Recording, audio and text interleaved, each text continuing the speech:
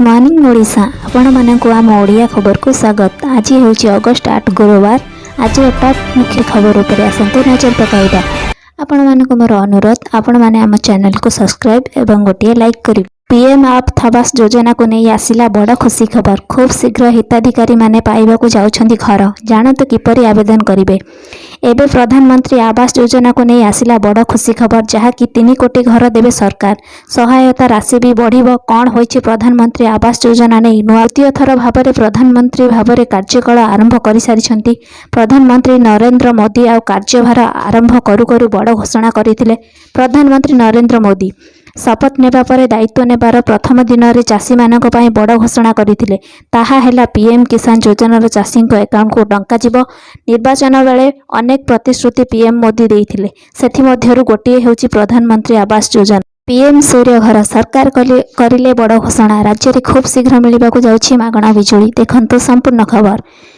एणिकी ओडिशा रे प्रति घरे मागणा बिजुली मिलिबो बोली प्रधानमंत्री निजे घोषणा करी कहिसंती। सेथिपाई पीएम सूर्य घर मागणा बिजुली योजना करा जायछि। प्रत्येक लोकंकु एथिरे 300 यूनिट बिजुली मिलिबो। एथिपाई घरे सोलार पैनल लगाइबाकू हेबो।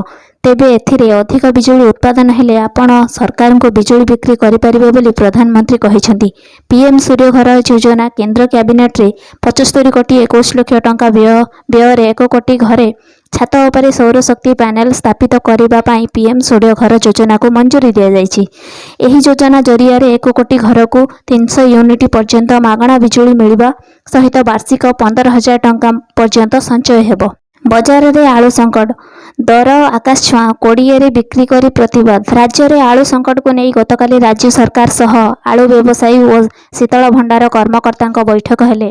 से लोक मानकु किभली आलू उपलब्ध हेबो ताहा उपरे आलोचना करागला। एहार दिनक परे ओडिशा बजार आलू उभान खाउटी को आश्वस्ति देवा लगी सरकार गोटे कथा कहूथिबा बेले बजार रे किंतु स्थिति संपूर्ण अलगा। ओडिशा को गाड़ी आसुना कि गोदाम रे आलू भी नहीं। जो दोकानी पाखरे आलू अच्छी से मन इच्छा दर रे बिक्री करुछंती। सरकार कहउछंती उत्तर प्रदेश रु ओडिशा को आलू आसीबा आरंभ हो सारिछि। आगो को अधिक संख्यार आलू गाड़ी आसीबो।